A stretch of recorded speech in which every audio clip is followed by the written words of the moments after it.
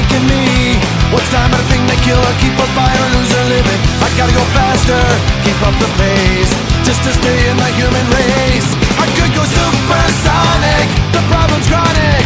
Tell me, does life exist beyond it? When I need to sate, I just accelerate into oblivion.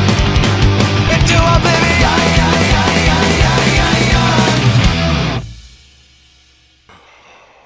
Buenos nachos, amigos. Welcome to another fine episode of Record Breakers. I am PD Rave.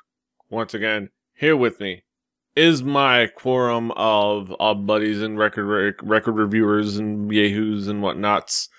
We got none other than Brett. Hey. We got Drew. Hey. And we've got Patrick. Howdy. This week we're going to have some interesting discussion on a particular album provided by Brett. Brett, what album are we going to be discussing today? We're going to be going with the 8th studio album by British heavy metal band Judas Priest, the album Screaming for Vengeance. Very notable album, kind of their big breakthrough here in the States, as one would say. A couple of tracks that are being played on the radio as we speak somewhere in this country. And I ask you guys, let's go with Drew. Drew, what expectations did you have coming into this album? Well,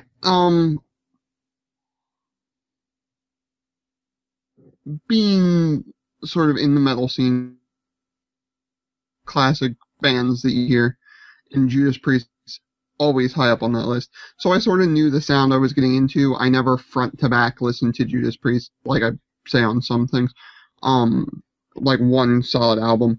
So I was excited to do that listening. And Patrick, what expectations did you have coming into this album?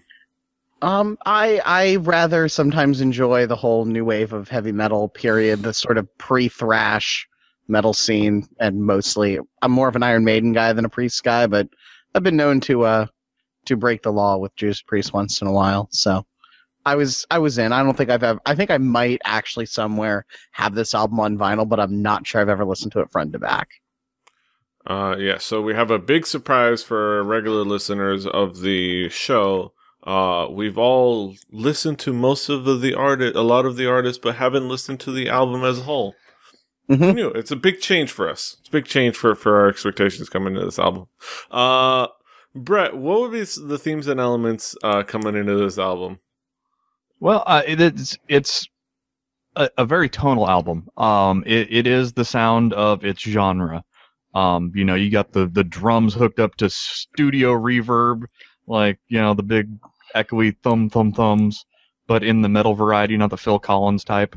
You got a couple harmonizing dual humbucker guitars played through Marshalls with, the pedals that made the noise of the day, kind of cheesy phasers that are kind of cool, and like Echoplex delay before they got really good in digital. Like, this stuff was, it wasn't quite as cutting edge as the guys were doing in the 70s, but they were using some equipment that you had to know what you were doing to make it sound like they were, very, very dive bomby, a lot of the boodle-deedle-doos and stuff like that. But it also had like that classic rock, like the tightness, the rhythm, it was set up. It was almost like a blending of, the era of, your late 70s Queen and like other types of non-conforming to the formula kind of bands, and then metal. It has vocalization that's ridiculous. It's a top 5 frontman in all of music. Freddie Mercury being the number 1 frontman ever. Somewhere after that, they can fight over it. But it also he cleans up really well. It's not all screams, and it's not all the growl. It's some really really nice singing. With some smooth vibrato. It's really the sum of its parts, but done well. Mm-hmm. I have to ask. Let's go with Patrick. What would be the themes and elements that caught your attention? Sort of Brett's talking about the effects, and I get really bothered by cheesy 70s and 80s guitar effects sometimes. And I understand, like, at the time this was groundbreaking and all this, but there was a stereo chorus somewhere on this album that made me want to smash my head into the ground, because it was just like, what I'm going to use is this pedal that bounces between 2 amps, and we're going to use it as far as we can on the recording. And the other thought I had, and this is just sort of a nitpick, is the album kind of doesn't sound as good as a lot of stuff that came just a few years later in terms of the actual recording. Like, I was just sitting there, I'm thinking, what year did this come out? I thought like 76, 78, no, 82. And I'm thinking like 2 years later, Van Halen made a better guitar sounding record than this. But on the band itself, this is like good pre-thrash, pre-glam metal when it was still metal. And, lots of really good guitar licks before we got too chug jigga chug with the guitars, and Halford screaming his face off in the best way possible. Mm-hmm. Drew, what would be the themes and elements that stood out for you? What caught your attention?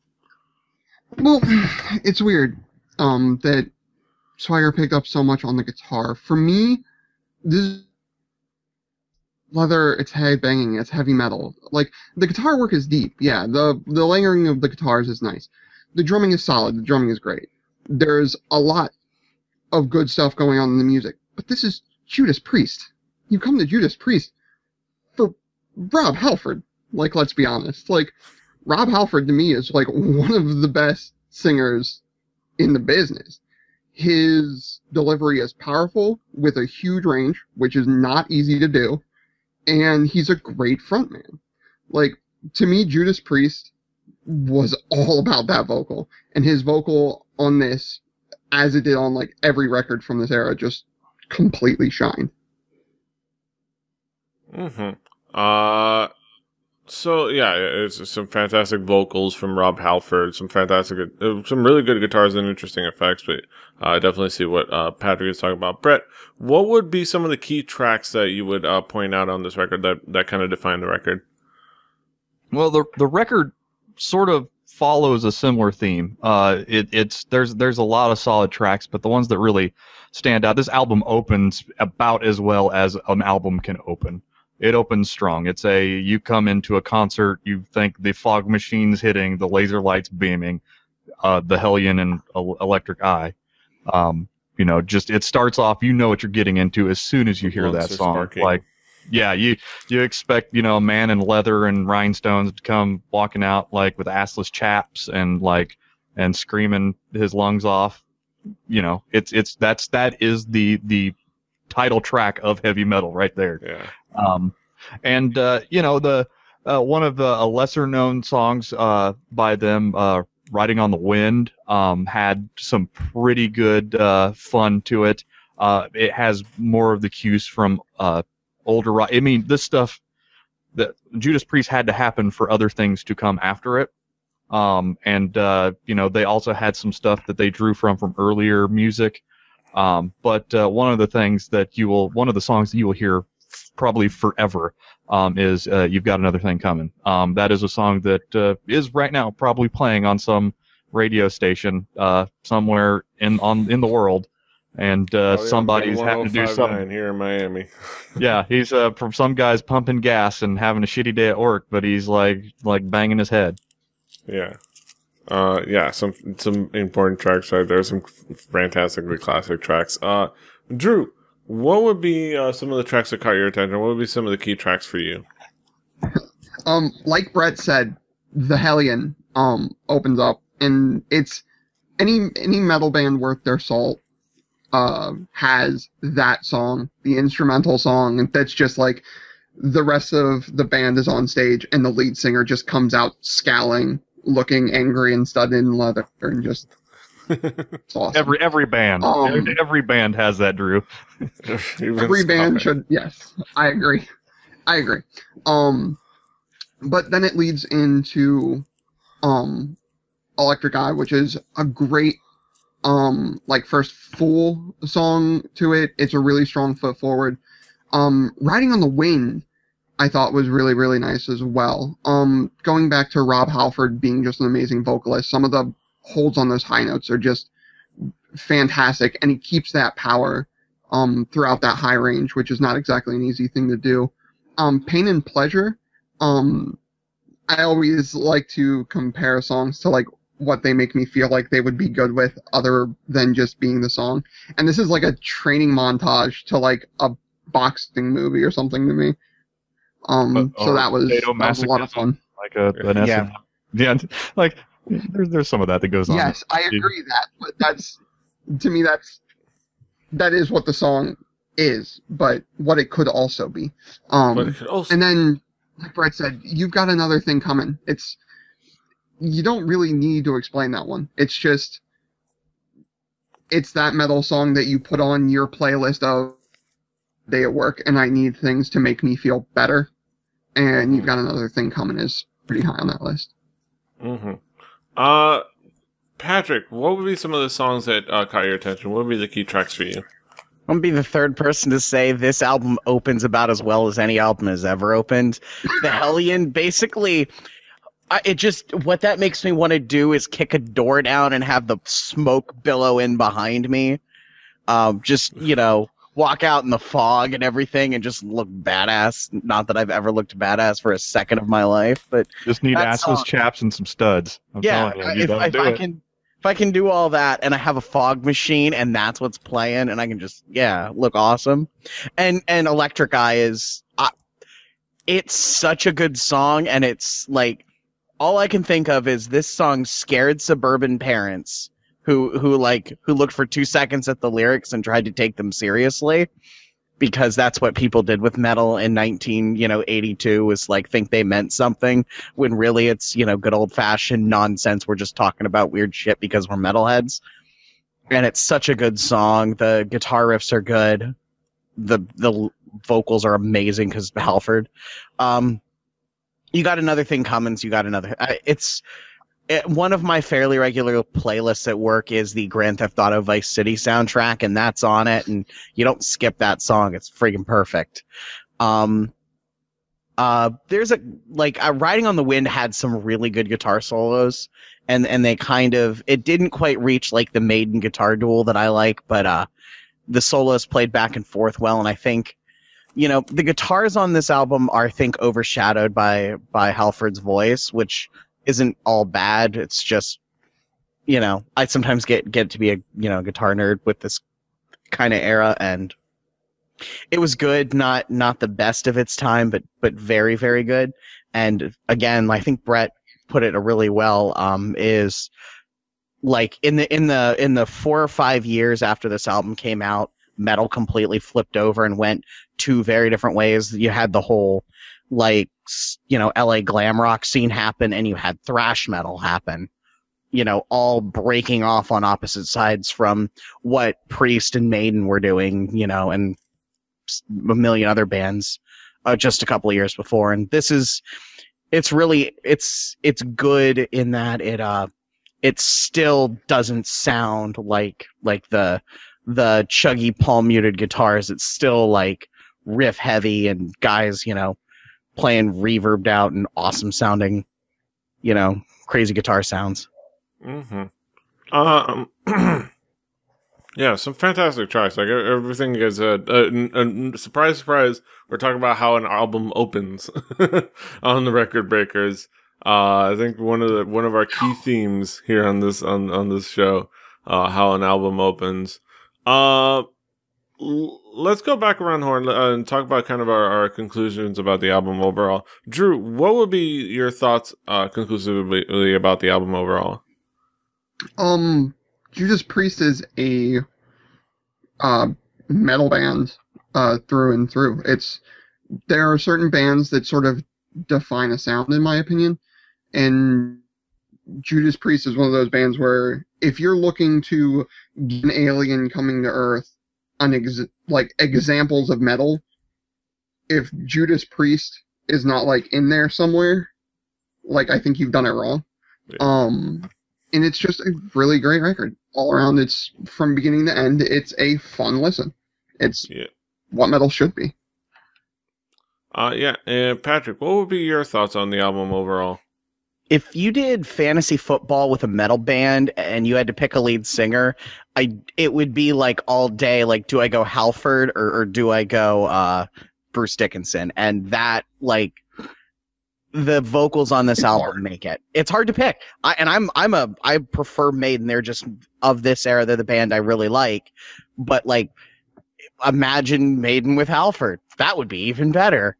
And it's really like if you are a person who likes vocals, if that's your musical thing that does it for you, go listen to some Halford, man. The guy, like, he was scaring moms, and there's a scene, and what is it, like The Decline of Western Civilization Part 2, where some girl talks about wanting to jump his bones. Like, she had no idea, and like, if there's ever a human being in the world that like should remind you that it's okay to be gay, it's Rob Halford, because guy was like metal as fuck, and guys in the 70s and 80s idolized him, thinking he was like the manliest man there ever was, because he was. He just happened to also like dudes too, and he managed to make his job title Metal God, and no one can take that from him. No one at all. Not some stupid movie with Marky Mark in it. Brett, what would be your thoughts? What would be your conclusions at the end of it all about the album overall? I mean, if you wanted to go in this and see, like, the best that Judas Priest has to offer, I mean, first go find British Steel. I mean, that's an amazing album. But the reason why Judas Priest is big in the U.S. is this album. This album got them radio play. This album got them on a really good tour. They were on tour with Iron Maiden. Not really I don't need to choose. I've brought both bands to the table. This is one of my wife's favorite albums. We listen to this all the time together. And of you guys that have met my wife, she does not seem like the Judas Priest kind of liking girl. But it's a really fun album. Like, it's a good time. Like, go listen to it. You'll be better after you do. Mm-hmm. Yeah, it's a fantastic album, and it's just overall just metal in one of its finest forms, in one of its most pure, nice, tasty forms. But that being said, that's our thoughts on the album. Here comes our main event of the evening, like I always like to say. What y'all come to hear, y'all come to see, depending on where you're at. Our haiku reviews. We're going to get into our haiku reviews. Let's start with Patrick. Patrick, what is your haiku review? New wave of metal, Rob Halford at his finest, scared suburban moms. Mm-hmm. Drew, what is your haiku?